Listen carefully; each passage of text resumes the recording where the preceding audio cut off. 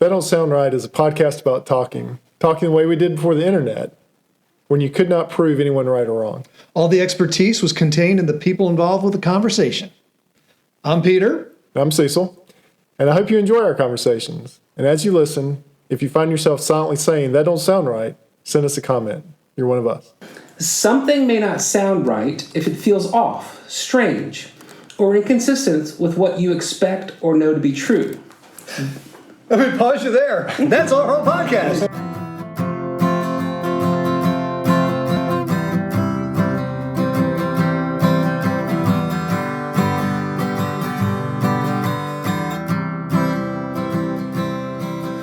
Welcome back to another episode of That Don't Sound Right, podcast about talking. We're your hosts. I'm Peter Billman. I'm Cecil Davis. And we're just trying to have a conversation without Googling it, going on Yahoo, if you still use Yahoo, fact-checking. We're just talking about what we know. Do you still have your MindSpring account? No, I never had a MindSpring account. You didn't? Okay. But I still have my triad.rr.com, my Roadrunner email. Do you really? Yeah. Oh, wow. But, one of my favorite things to say is welcome to the show. So, Giorgio, our official product tester, welcome to the show. Thank you. Glad to be back. So this week is an interesting conversation. We're just going to talk about things that don't sound right. Right. There's a lot of things that don't sound right. Right. And there's different ways of thinking about the phrase. So, Giorgio, you thought about this. You've pondered this in your heart. Mm-hmm. And you even got some help as you pondered this. But before you delve into that. Delve.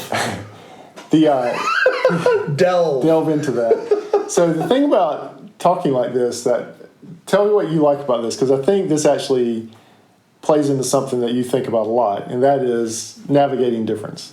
And that navigating difference comes from talking. Yes. Actually, more from listening. But talking and listening is a really important part of what it means to be a human, and what it means to read and see things, to speak into things. I usually say when humans are talking, usually with like great differences, that proximity brings clarity, and so yeah, I think that's a really important thing. C.S. Lewis says nobody ever feels less confident about their argument after they won one, until after they won one. Huh. Because you're like, oh, I saw the holes in it because I was actually communicating with somebody else about it. Though I won, I still have some doubts about certain aspects of it, some nuance, that kind of thing. So yes, navigating difference, especially in our day and age, which is why I love this podcast so much, is countercultural and beautiful, and I think necessary for us. So love this. Love this. Do you think that our communication ability of the modern era with emails or just even voicemails, being able to go back and forth so quick, do you think that has any advantage over prior eras where communication was much slower if you were not in person? For instance, someone debating over writing a letter, and that letter would take weeks, if not months, to get to each other. This happened a lot. Yeah, I think for issues of kind of the deepest and most significant issues, it's probably hurt. But for so many other things, emergencies and really sharing the beauty of some moment, those are really great things. I mean, there's no way I've been off Facebook for a good long while now, but the amount of people I could keep up with that I went to high school with that I would have never been able to do that with, and celebrate the good things that are happening in their life and mourn with them when their bad things are happening in their life. That's a real gift. At the same time, we all know the kind of travesty of it.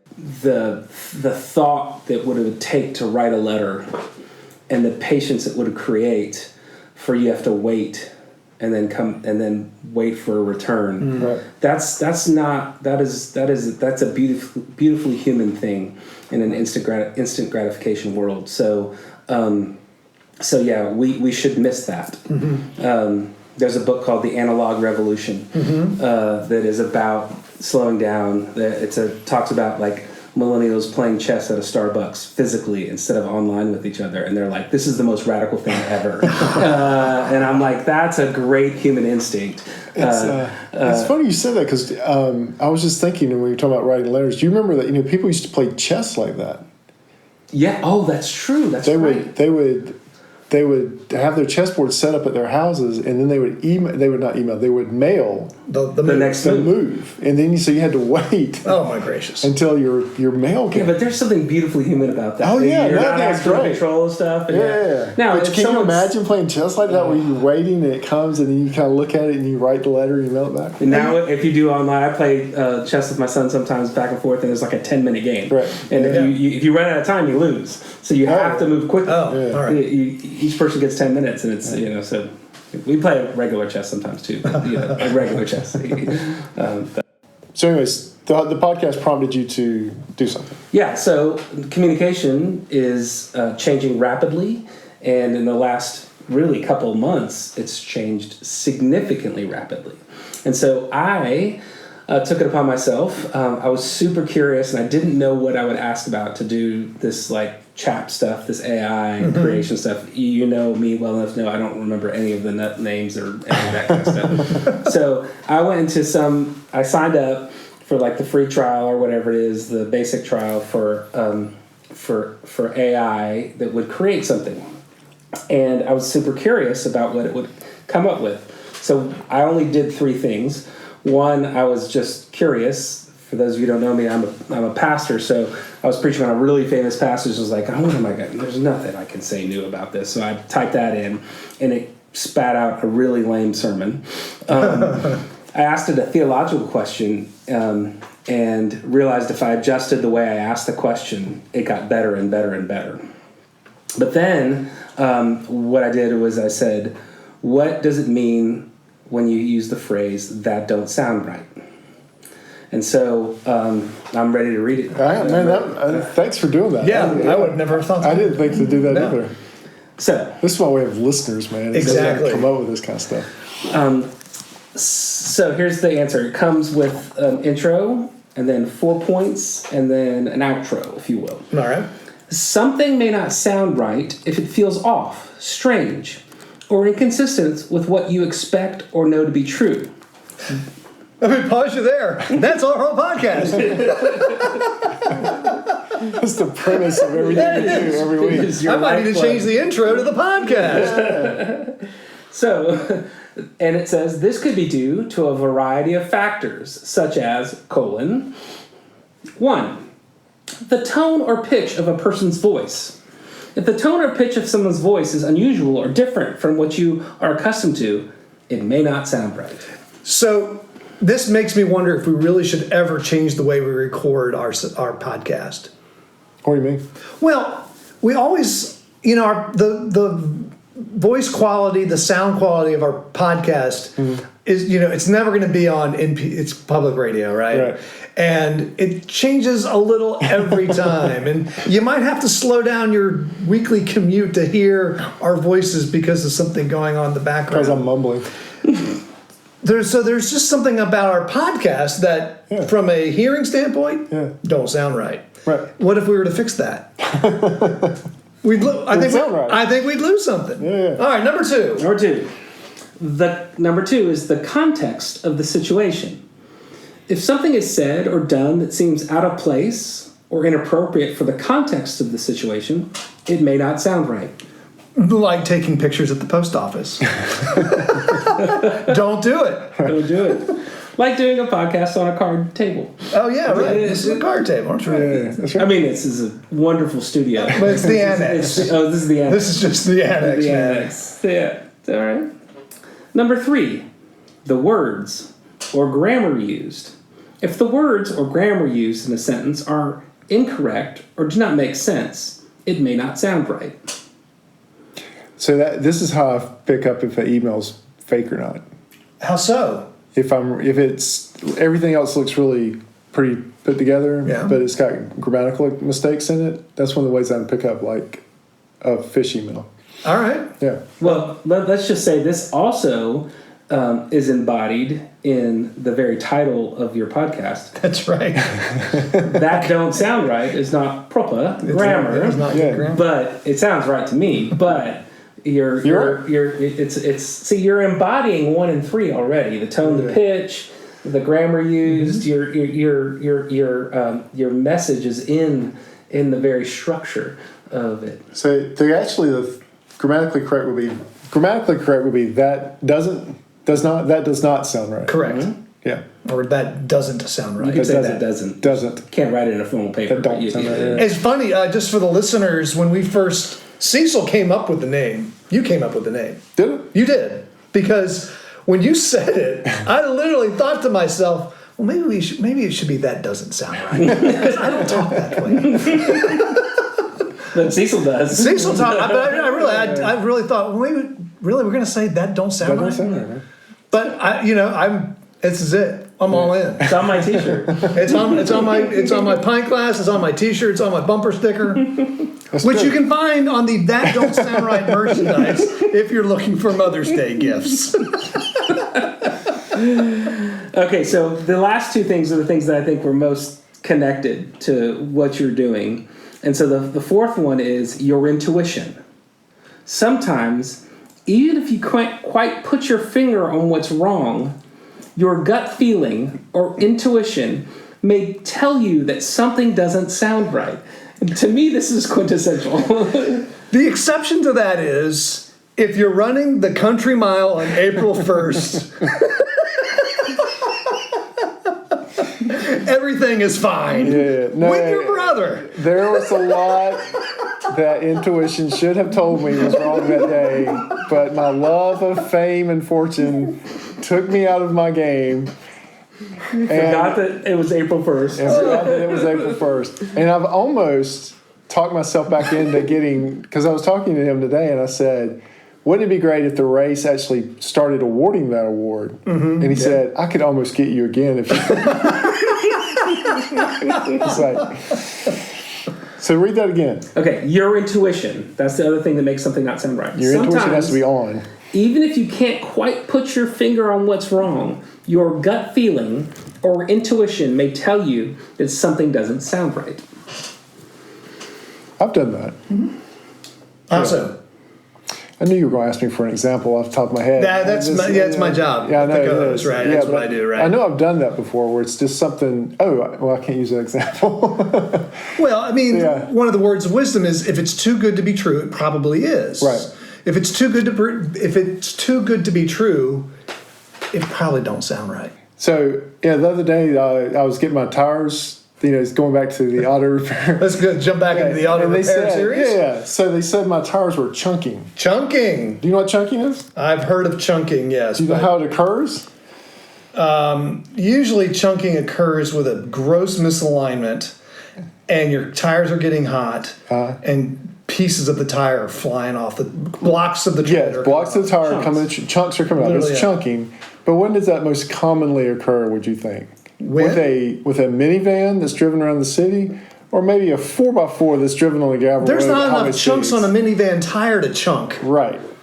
So they said my tires were chunky, and I was like, oh, man. My intuition Good. tells me that these tires are not chunking, considering that it's driven on paved roads at regular speeds. Was it the alignment store telling you they were chunking, or was it the tire store? And what were they saying you need to do? Change the tires. But now the tires did need to be changed because I knew the treads were getting low. Okay. But I think we were getting ready to get an argument about whether they were up to the mileage or not. Yeah. I was like, if you want to tell me the tread's not there, that's fine. But don't tell me they're chunking. Don't tell me.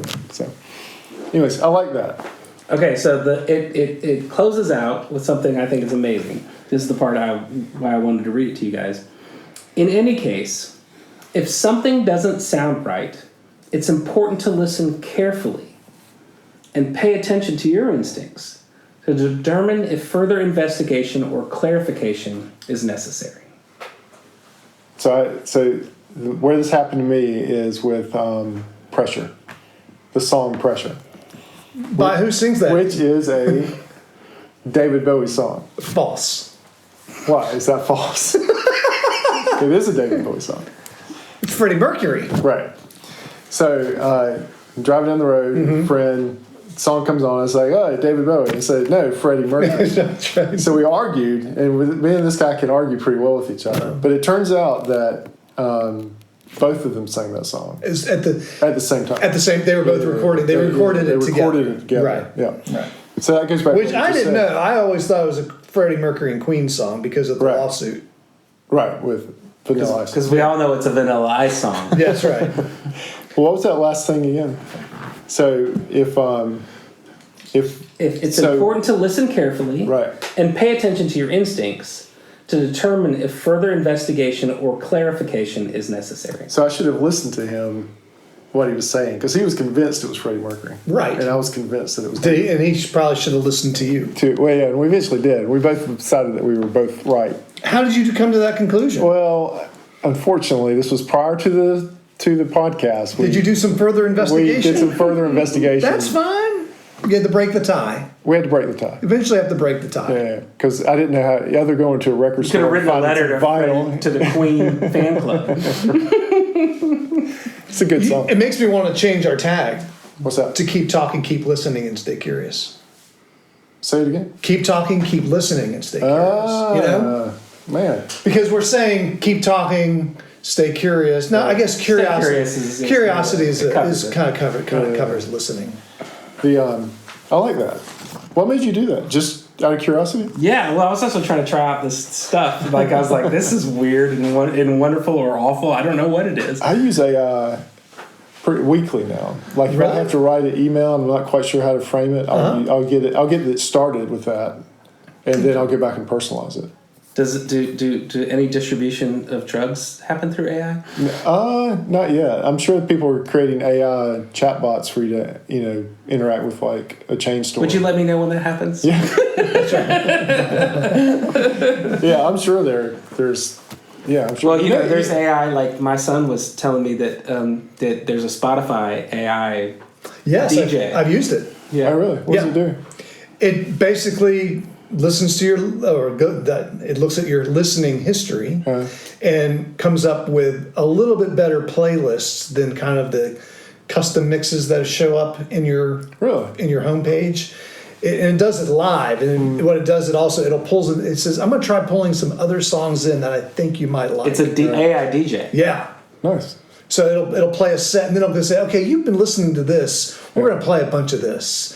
You haven't listened to this in a while. I'm going to play a bunch of that." And they just, it'll do 5 or 6 songs, and then it'll switch it up. And if you don't like what it's playing, You just go forward, and it knows that you don't like that. Start teaching genres. Yeah. Because that's kind of what happens in my newsfeed sometimes. I'll click on something and then I'll get 6 articles that way. Right. Like for a long time, I think my feed thought I was a nurse because I clicked on something about nursing in the newsfeed, and then I got like 20 articles about nursing. So. If I read, I have a pretty vast newsfeed, left, right, all over. And if I read 2 articles in a row from one perspective, then the next 6 are from that perspective. So I literally just slide through. Even if I want to read the next article, I'll just slide through to try to redo the algorithm. Yeah. I didn't know about that Spotify thing. Yeah, it's great. So my youngest daughter listens to my Spotify though, so it's going to throw off my AI DJ. Yes, you're going to be listening to a lot of Taylor Swift. I also use AI to write the podcast episode descriptions each week. Yeah, that's why I was kind of making fun of the word delve that you used there, because that's not your word, is it? I can pull a delve out every now and then. Yeah, but it pulls out a delve every time. It's either delve or dive. Yeah, you notice it does. that? Yeah. Now I will say that you wrote the description to episode Missed It by a Mile Part 1. You wrote that one. Yeah, that was so personal to me. And I could tell. Yeah. I could tell it was not AI, and it was fantastic. It's in my vernacular. I want Cecil intelligence writing these right now. Well, I do think that there's beauty in it, and just like most things, we have to figure out how to use this technology well, and never forget that we're trying to communicate with other human beings as we do it. Even if we have some computer assistance to it, we just you're talking to people. Yeah. Well, you know they supposedly AI passed the medical exam. Oh no, I didn't hear this. Yeah. That one of these things passed it. They fed the questions into it and it passed the medical exam. Totally imagine that. Yeah. Well, it's still not passing the driving exam. Not yet. But y'all got driverless trucks. Oh, not in service yet.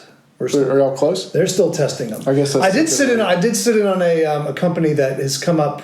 So the way you teach an AI, most of the way you teach an AI is you get it on the road with the safety driver. Really? Yeah, that's how you teach an AI. That's how you teach a human too. Good. Yeah, thank you for doing that. Thank you for doing the AI thing and asking that question. I wouldn't have thought to ask that question. No, neither would I. Yeah, that's awesome. I have a question I want to ask AI that I'm scared to do it. It's like a question about faith. I want to type it in and see what comes back. But I'm not scared of the answer. I don't know if AI should be asked those kind of questions. All right. So I'm still on the fence. Well, if it's wrong, then you teach it. Yeah, you could. You could teach it. I had it write. I had it write an acrostic. My youngest daughter wanted me to write an acrostic with her name. Yeah. And it wrote a beautiful. Using each letter of her name, and it came up with the adverb, and it was really nice. Oh man. Yeah, that was her idea. I never would have thought of that. Yeah. There's just so many things to do. Yeah. So many different ways to do it. Like I said, I know people that have trouble writing office cards, like happy birthday cards and sympathy cards. They use it for There you go. to kind of just kickstart them. Yeah. Because it's hard when somebody brings the manila folder around to your desk with the card hidden and says, "Oh, it's so and so's birthday," and you're like.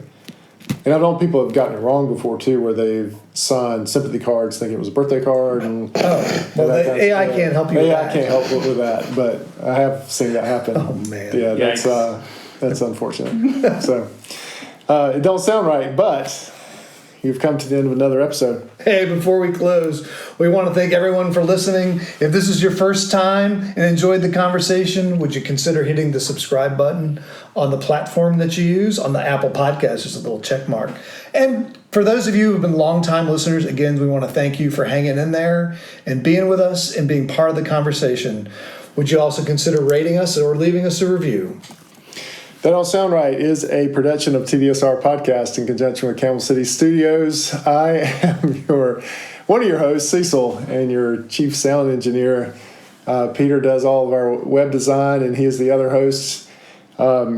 Emily does our graphic design. Did you mention about buying stuff? I did. Remember in the middle of the podcast we were talking about. Giorgio is our first merchandise tester. Brent is our brand ambassador. And as always, listener number one is Scott. So until next week, keep talking. And stay curious.